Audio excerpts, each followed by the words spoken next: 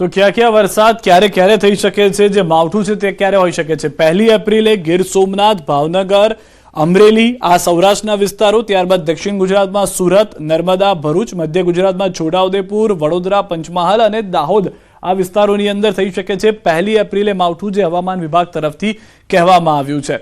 જે આગાહી કરવામાં આવી છે તે પ્રમાણે આકરી ગરમી વચ્ચે ગુજરાતમાં માવઠાની આગાહી છે। ગુજરાતમાં ત્રેવડી ઋતુનો અહેસાસ થઈ શકે છે। હાલમાં રોગચાળાની ભીતિ, સવારે તો ઠંડી તો બપોરે ગરમી પડી રહી છે અને વાદળછાયા વાતાવરણ વચ્ચે માવઠાની પણ આગાહી છે। સ્વાઇન ફ્લૂ જેવા લક્ષણો ધરાવતા કેસમાં 20% વધારો થયો છે। શરદી, ખાંસી, તાવના કેસોથી ચિંતામાં વધારો થયો છે। અમદાવાદ સોલા સિવિલમાં છેલ્લા 1 મહિનામાં 55 શંકાસ્પદ સ્વાઇન ફ્લૂના કેસ નોંધાયા। પાછલા 1 અઠવાડિયામાં સ્વાઇન ફ્લૂના શંકાસ્પદ કેસ 16 નોંધાયા। ફેબ્રુઆરી માસમાં 78 કેસ શંકાસ્પદ સ્વાઇન ફ્લૂના નોંધાયા। ડેન્ગ્યુના 87, મેલેરિયાના 250, ચિકનગુનિયાના 12 કેસ નોંધાયા। માર્ચ મહિનામાં ડેન્ગ્યુના 294 અને મેલેરિયાના 672 કેસ તેમજ ચિકનગુનિયાના 33 કેસ નોંધાયા। તો અમદાવાદમાં ડબલ ઋતુના કારણે રોગચાળો વકર્યો છે। સ્વાઇન ફ્લૂ જેવા લક્ષણો ધરાવતા કેસોમાં વધારો થયો છે। શરદી, ખાંસી સહિતના કેસોમાં વધારો થયો છે। સોલા સિવિલમાં 1 મહિનામાં 55 જેટલા શંકાસ્પદ સ્વાઇન ફ્લૂના કેસ નોંધાયા। પાછલા 1 અઠવાડિયામાં સ્વાઇન ફ્લૂના શંકાસ્પદ કેસ 16 નોંધાયા। ફેબ્રુઆરી માસમાં 78 કેસ શંકાસ્પદ સ્વાઇન ફ્લૂના નોંધાયા હતા। ડેન્ગ્યુના 87, મેલેરિયાના 250, ચિકનગુનિયાના 12, માર્ચ મહિનામાં ડેન્ગ્યુના 294 અને મેલેરિયાના 672 કેસ, જ્યારે ચિકનગુનિયાના 33 કેસ નોંધાયા।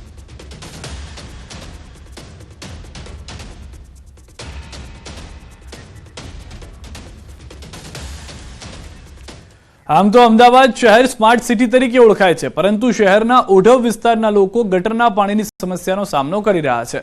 જીવનજ્યોત સોસાયટીમાં છેલ્લા 15 દિવસથી ગટરના ગંદા પાણી ઉભરાઈ રહ્યા છે, તેમજ છેલ્લા 7 દિવસથી તો લોકો ત્રાહિમામ પોકારી ઉઠ્યા છે। સોસાયટીના મહાદેવ અને અંબે માતાના મંદિરમાં પણ ગટરના પાણી ઉભરાયા છે। ચૈત્રી નવરાત્રીના દિવસોમાં ગટરના પાણી ઉભરાતા લોકો પરેશાન થયા છે। ગટરના ગંદા પાણીને કારણે રોગચાળો પણ વકર્યો છે। તાવ, શરદી જેવી બીમારીથી લોકો સામનો કરી રહ્યા છે। આવાસ યોજનાના ગટરના પાણી સોસાયટીમાં ફરી વળ્યા છે। મનપાને 5 થી 6 અરજીઓ કરવા છતાં કોઈ નિરાકરણ ન આવતા લોકોમાં પણ ભારે રોષ જોવા મળી રહ્યો છે। સમસ્યાનું તાત્કાલિક નિરાકરણ કરવા સોસાયટીના લોકોએ માંગ કરી છે।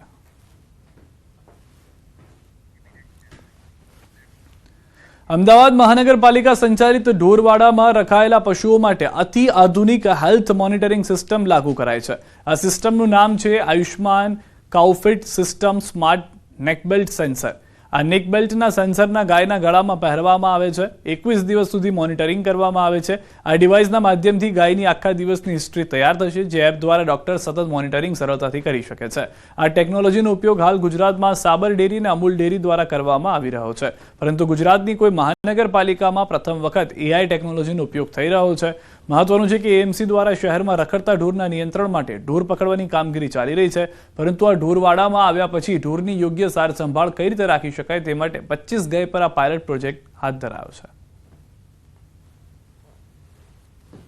આયુષ્માન કાઉ ફિટ સિસ્ટમનો બેનિફિટ એ છે કે દિવસભરમાં જે ગાય કેટલી વખત ઉઠે છે, બેસે છે, એની પૂંછડી પટપટાવે છે, એનું પોસ્ચર્સ, એનું ટેમ્પરેચર, આ બધાના સાઇન્સ અને સિમ્ટમ્સ કે જેમાં કોઈ એબનોર્મલ બિહેવિયર એનું માલુમ પડે તો એ સાઇન્સ અને સિમ્ટમ્સ મોબાઈલથી સોફ્ટવેર દ્વારા અમારા વેટરનરી ડૉક્ટર્સને મળશે એની એલર્ટ।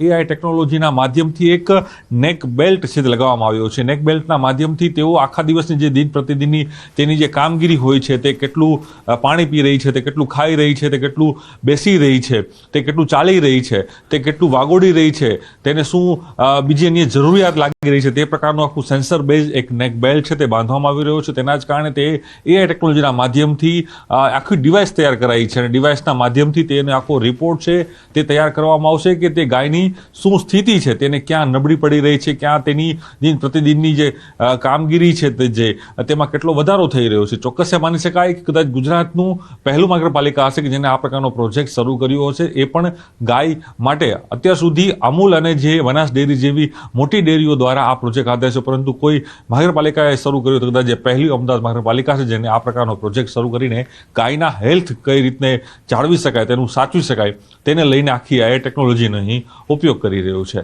કેમેરા પ્રકાશ દેસાઈ સાથે પ્રણવ પટેલ, ન્યૂઝ 18 અમદાવાદ।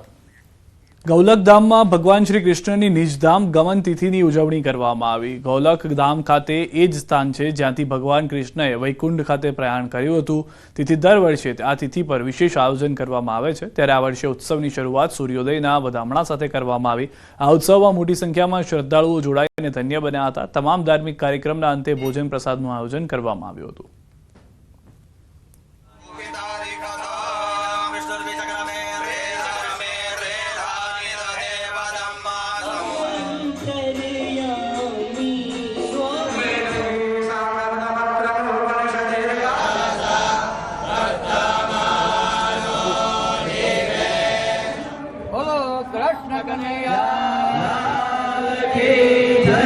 આજના શુભ દિવસે અહીંયા વિષ્ણુ યજ્ઞ ચાલી રહ્યો છે. અમે ચરણ પાદુકાના દર્શન કર્યા, યજ્ઞનો લાભ ઉઠાવ્યો અને બહુ ધન્યતા અનુભવીએ છીએ કે આ દિવસે જ અમને આ દર્શન કરવાનો લાભ મળ્યો. ચૈત્ર સુદ એકમ એટલે ભગવાન કૃષ્ણચંદ્ર પરમાત્માએ આ જગ્યાએથી ગોલોકધામ ગમન કર્યું હતું. એ તીર્થ ભગવાનને ભાલકામાં બાણ વાગ્યું અને આ ગોલોકધામ તીર્થથી ભગવાન દેહોત્સર્ગ કર્યો. એ તિથિ આજે સોમનાથ ટ્રસ્ટ દ્વારા સવારથી જ જુદા જુદા પૂજાના કાર્યક્રમો કરવામાં આવ્યા હતા. ખાસ સંઘ પ્રદેશ દાદરાનગર હવેલીના સેલવાસમાં તંત્રની બેદરકારીથી 2 દિવસ સુધી લાખો લીટર પાણીનો વ્યય થયો છે. ઝંડા ચોક નજીક પાવર હાઉસની બાજુમાં ચાલી રહેલા કામને કારણે પાણીની મુખ્ય લાઇનમાં ભંગાણ સર્જાયું હતું. ભંગાણને કારણે આ પાઇપલાઇનમાં પીવાના પાણીના ઊંચા ફુવારા ઉડ્યા હતા. આથી રોડ પર ભર ઉનાળે ચોમાસા જેવો માહોલ સર્જાયો હતો.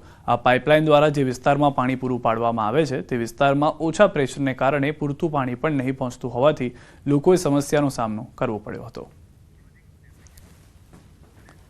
સમાચારોમાં અત્યારે બસ આટલું જ. આપ જોતા રહો ગુજરાતની number 1 news channel news 18 Gujarati.